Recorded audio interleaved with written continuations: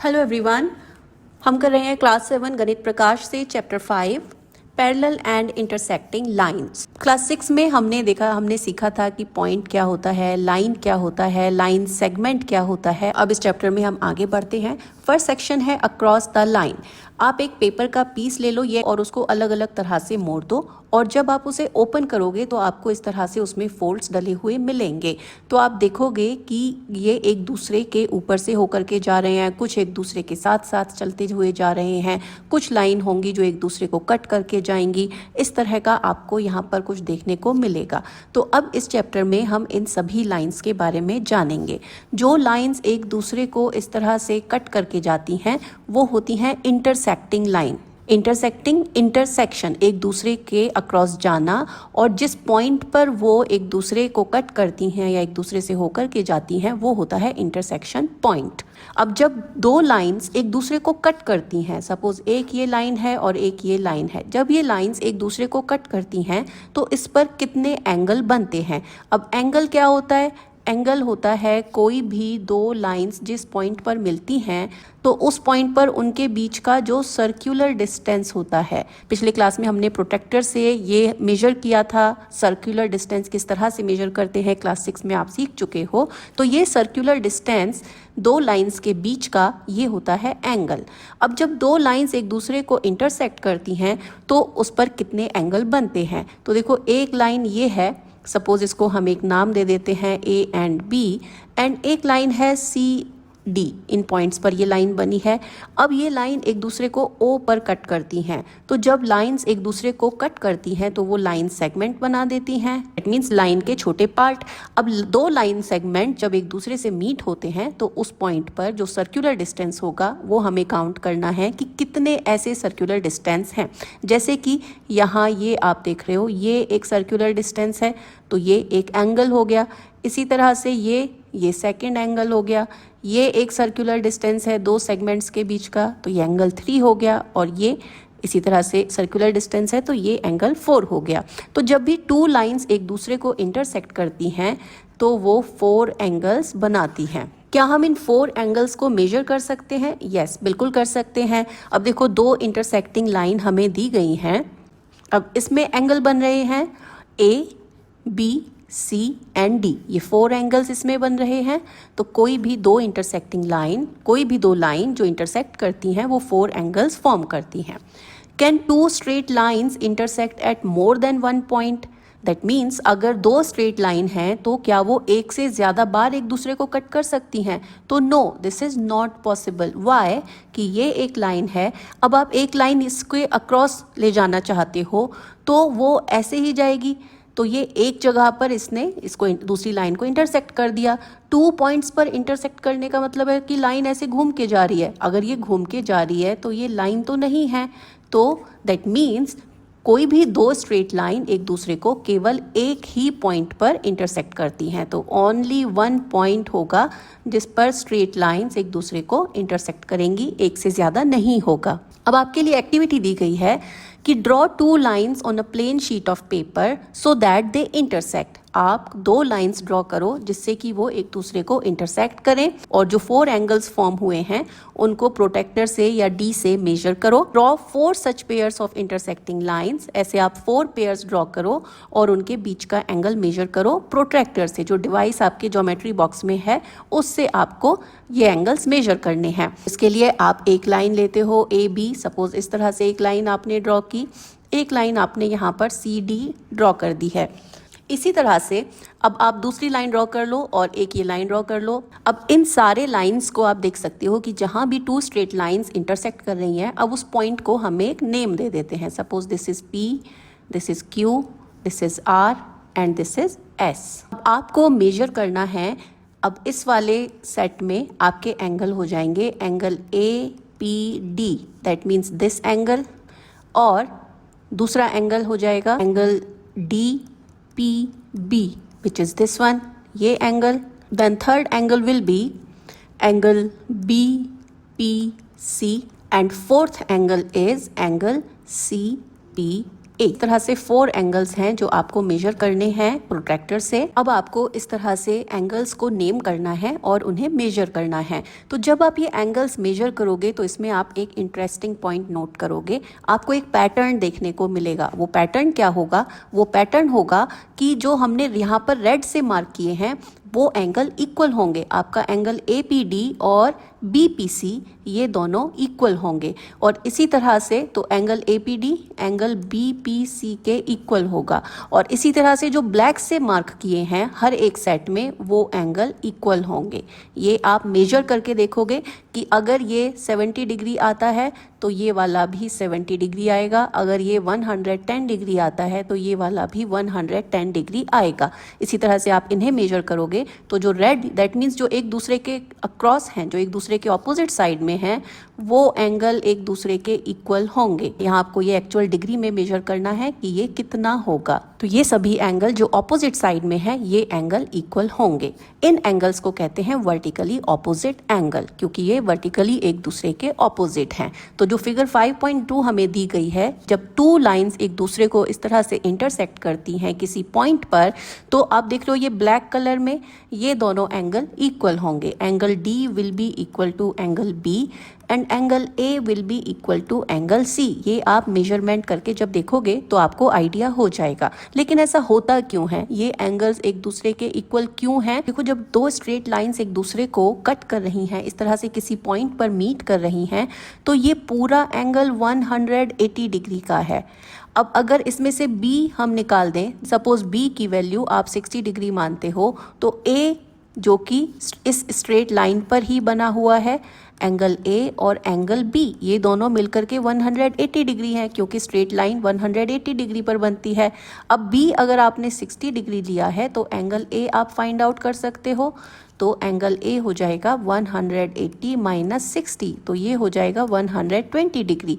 That means ये portion इधर से इधर तक का ये 120 डिग्री का एंगल फॉर्म करता है। अब यहाँ पर अगर हम इन लाइंस को ड्रॉ करें तो देखो, ये लाइन और ये लाइन ये हमें पता चल गया है 60 डिग्री। अब CD ये भी एक स्ट्रेट लाइन है। अब स्ट्रेट लाइन है तो दैट मीन्स ये जो एंगल है ये भी 180 डिग्री का होगा। तो अगर B एंगल 60 डिग्री का है तो जो बाकी एंगल बचा वो भी 180 माइनस 60 डिग्री का हो गया, तो दैट विल बी 120 डिग्री। तो ये एंगल 120 डिग्री का होगा यहाँ पर, और इसी तरह से ये वाला एंगल 60 डिग्री का होगा। तो जब लाइंस इंटरसेक्ट करती हैं तो जो वर्टिकल ऑपोजिट एंगल होते हैं, जो एक दूसरे के एक्चुअल में ऑपोजिट एंगल होते हैं, वो इक्वल होते हैं। तो अगर इस तरह से लाइंस इंटरसेक्ट कर रही हैं तो एंगल X और एंगल Y ये इक्वल होंगे, क्योंकि ये एक दूसरे के वर्टिकली ऑपोजिट हैं। और इसी तरह से एंगल Z और एंगल P ये दोनों भी एक दूसरे के इक्वल होंगे। नाउ क्वेश्चन है, is this always true for any pair of intersecting line? क्या ये हर एक इंटरसेक्टिंग पेयर के लिए ट्रू है, सब पर एप्लीकेबल होता है? तो यस, हमने अभी देखा कि किस तरह से ये एप्लीकेबल होता है। तो बिल्कुल यही आपको करना है, आप कोई भी 2 लाइंस लेकर के दिखा सकते हो। Now there is an exercise, इस पर बेस्ड कुछ क्वेश्चन है, इन्हें सॉल्व कर लेते हैं। List all the linear pairs and vertically opposite angles you observe in figure 3. ये फिगर 5.3 है, इसमें लीनियर पेयर्स दैट मीन्स एक लाइन पर जो एंगल्स बन रहे हैं वो हमें लीनियर पेयर्स बताते हैं, और दूसरा हमें बताना है कि वर्टिकली ऑपोजिट एक दूसरे के ऑपोजिट में कौन से एंगल हैं। जैसे कि इस वाले पिक्चर में एक आपको एग्जांपल दे दिया गया है A एंड B। अब A यहाँ पर है और B यहाँ पर है, ये दोनों इसके लीनियर पेयर्स हो गए। दैट मीन्स ये दोनों एंगल्स मिलकर के 180 डिग्री का एंगल बनाते हैं। तो angle A and angle B is 180 degree. इसी तरह से और कौन से एंगल हैं जो 180 डिग्री बनाएंगे? ये एक स्ट्रेट लाइन हो गई है, तो angle B and angle C ये दोनों भी 180 डिग्री बनाएंगे। तो यहाँ पर आपका दूसरा पेयर आ जाएगा एंगल B एंड C। इसी तरह से ये एक स्ट्रेट लाइन है, तो angle C and angle D ये दोनों भी मिलकर के 180 डिग्री बनाएंगे। तो angle C and angle D ये एक पेयर हो गया। और इसी तरह से अब जो सेट बचा वो बचा ये A और D का, तो angle A plus angle D ये भी 180 डिग्री का एंगल बनाएंगे, तो ये भी एक लीनियर पेयर हो गया। तो बेसिकली जो इंटरसेक्टिंग लाइंस हैं उसमें एडजेसेंट एंगल हैं जो एक दूसरे के बिल्कुल नेक्स्ट हैं, तो वो 180 डिग्री बनाते हैं। चाहे वो ये एंगल हो, चाहे वो ये एंगल हो, चाहे वो ये एंगल हो, या फिर ये वाला एंगल हो। तो टोटल 4 लीनियर पेयर होते हैं जब हम दो स्ट्रेट लाइंस को इंटरसेक्ट कराते हैं। और उसमें वर्टिकल एंगल कौन कौन से होते हैं, तो एक पेयर तो हो गया बी और डी का, ये एक दूसरे के ऑपोजिट साइड में है और इक्वल है। और दूसरा पेयर हो जाएगा angle A and angle C का, क्योंकि ये भी एक दूसरे के ऑपोजिट है। तो ए यहाँ पर है, सी यहाँ है, बी यहाँ है, डी यहाँ है। तो बी और डी वर्टिकली ऑपोजिट हैं, ए और सी वर्टिकली ऑपोजिट हैं। Measurement and geometry. You might have noticed that when you measure linear pairs, sometimes they may not add up to 180 degree. कभी कभी ऐसा होता है कि जब आप एंगल्स को मेजर करते हो तो क्योंकि आप प्रोट्रैक्टर से एंगल को मेजर कर रहे हो और उसमें छोटे छोटे बार्स इस तरह से बने हुए हैं, तो कभी कभी 1 या 2 डिग्री आपका आंसर इधर उधर हो जाता है। लेकिन ऐसा इसमें परेशान होने वाली कोई बात नहीं है, ये मेजरमेंट एरर होता है जो आप अवॉइड कर सकते हो। एक कोई भी स्ट्रेट लाइन पर जो टोटल एंगल बनते हैं उनका सम 180 डिग्री ही होगा। तो जो भी प्रोटेक्टर आप यूज़ कर रहे हो उसमें ये मेजरमेंट एरर हो सकता है। कभी कभी क्या होता है कि आपकी लाइन बड़ी थिक होती है, कभी इस तरह से लाइन हो गई और कभी बहुत ज़्यादा थिक लाइन, आप कभी ओवर राइटिंग कर देते हो, लाइन को डार्क करने के चक्कर में उसको थिक कर देते हो। तो जब आप लाइन को इस तरह से थिक कर दोगे तो आप देखोगे कि ये लाइन इसकी डबल हो गई है, तो 1 डिग्री तो यहीं पर कम हो जाएगा। तो ये मेजरमेंट एरर या ड्रॉइंग एरर हो जाती हैं। तो हम जब मेजर करते हैं तो हम ये मान करके चलते हैं कि हमने जो लाइन ड्रॉ की है वो एक आइडियल लाइन है जो कि स्ट्रेट 180 डिग्री पर ही है, और इसी को बेस मान करके हम बाकी एंगल्स को मेजर करते हैं और वर्टिकली ऑपोजिट एंगल या इस तरह से लीनियर एंगल्स को मेजर करते हैं।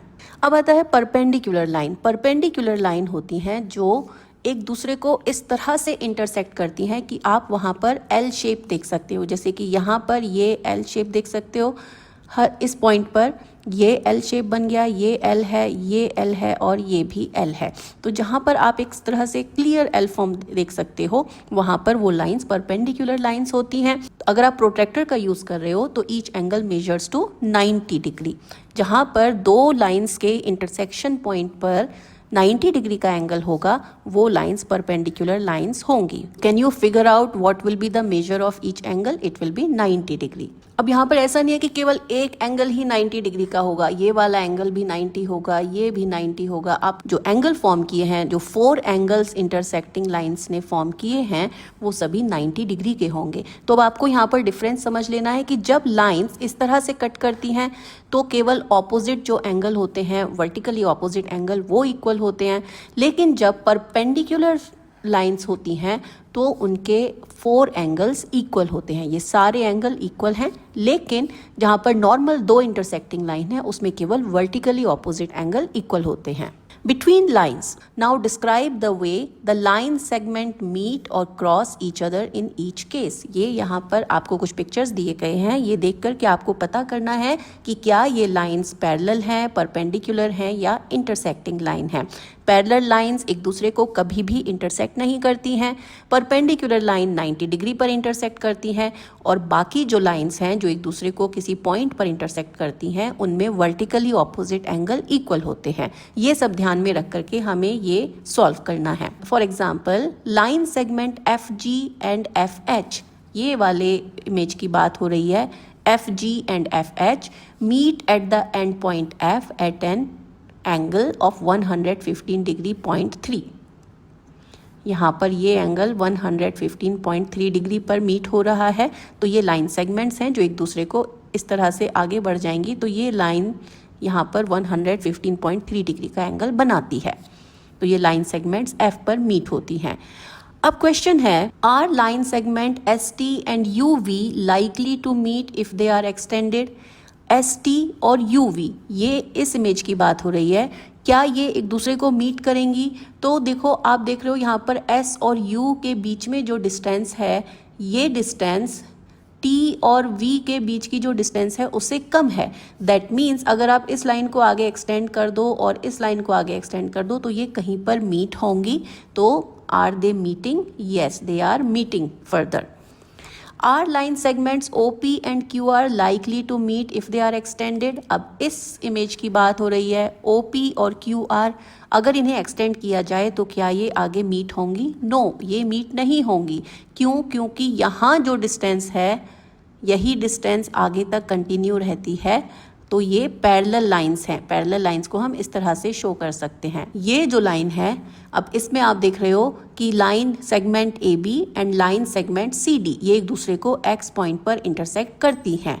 अब इस केस में ये वाला एंगल इस एंगल के इक्वल हो जाएगा और ये एंगल इस एंगल के इक्वल हो जाएगा, क्योंकि ये वर्टिकली ऑपोजिट हैं। सेम वे यहाँ पर आप देखो, line segment ML and IJ एक दूसरे को Y पर इंटरसेक्ट कर रहे हैं और ये एंगल मेजर करके भी आप पता लगा सकते हो कि ये परपेंडिकुलर हैं या नहीं है। Now you see this pictures, ये पियानो का पिक्चर है, कीबोर्ड पियानो, ये एक बेंच है और ये इस तरह से ट्रेन ट्रैक का इमेज दिया गया है। What is common to the lines in the pictures above? In pictures में जो लाइंस दी गई हैं उनमें क्या कॉमन है? कॉमन ये है कि ये सभी पैरेलल लाइंस हैं। ये लाइंस एक दूसरे के पैरेलल हैं, ये मीट नहीं होती हैं। इसी तरह से यहाँ भी आप देख रहे हो और ये लाइंस भी आप देख रहे हो। तो ये पैरेलल लाइंस हैं। पैरेलल लाइंस जो एक दूसरे के साथ में आगे बढ़ती रहती हैं लेकिन मीट नहीं होती हैं, वो पैरेलल लाइन होती हैं। बेसिकली पैरेलल लाइंस एक दूसरे को इंटरसेक्ट नहीं करती हैं, तो वो पैरेलल लाइंस हैं। Parallel lines are a pair of lines that lie on the same plane. Parallel lines वो lines हैं जो same plane में होती हैं, that means एक ही surface पर होती हैं, and do not meet और एक दूसरे से नहीं मिलती हैं, however far we extend them at both ends, चाहे हम उन्हें कितना भी आगे तक extend कर दें। तो parallel lines do not meet each other, do not intersect each other. Name some parallel lines you can spot in your classroom. अपने क्लासरूम में आपको parallel lines कहाँ देखने को मिलेंगी? बेंच पर मिल जाएंगी, विंडो पर मिल जाएंगी, आपकी नोटबुक वो भी इस तरह से एक स्क्वायर या रेक्टेंगल के शेप में है, तो ये लाइंस एक दूसरे के पैरेलल हैं। ये हॉरिजॉन्टल, वर्टिकल, ये सभी पैरेलल लाइंस हैं जो एक दूसरे से मीट नहीं होंगी। Parallel lines are often used in art work and shading. आपने भी की होंगी अपने शेडिंग में, अपने ड्राइंग क्लासेस में आपने पैरेलल लाइंस इस्तेमाल की होंगी। Now question is which pair of lines appear to be parallel? इस फिगर 5.6 में कौन से लाइन सेगमेंट्स हैं या लाइंस हैं जो पैरेलल हैं? ये line A, line C, line D, line E, line B, line I, H, F, G, इस तरह से ये लाइंस दिए गए हैं। अब देखो लाइन A, ये अगर हम इसे आगे तक एक्सटेंड कर दें तो ये इस तरफ आ जाएगा। लाइन I आगे तक एक्सटेंड होती रहेगी तो A, I, और इसी तरह से H, इसे भी आप एक्सटेंड करोगे तो ये सभी पैरेलल लाइंस हैं। इसी तरह से लाइन C, इसे अगर आप एक्सटेंड कर देते हो तो ये इस तरह से आगे तक बढ़ जाती है। और लाइन G, ये भी इसी तरह से आगे पीछे आप एक्सटेंड करोगे तो C और G ये दोनों पैरेलल लाइंस हैं। अब अगर B को देखें तो B को आप एक्सटेंड करोगे तो ये इस तरह से एक्सटेंड हो जाएगा। और E, ये भी इसी तरह से आप एक्सटेंड कर सकते हो। तो B और E एक दूसरे को कभी भी इंटरसेक्ट नहीं करेंगी। और अगर आप D को देखो तो D को आप पीछे तक इस तरह से एक्सटेंड कर सकते हो। और अब आपको आइडिया लग गया होगा कि D किसके पैरेलल है? D और F ये दोनों पैरेलल हैं, तो D is parallel to F। ये आपके पैरेलल लाइंस के सेट हो गए हैं।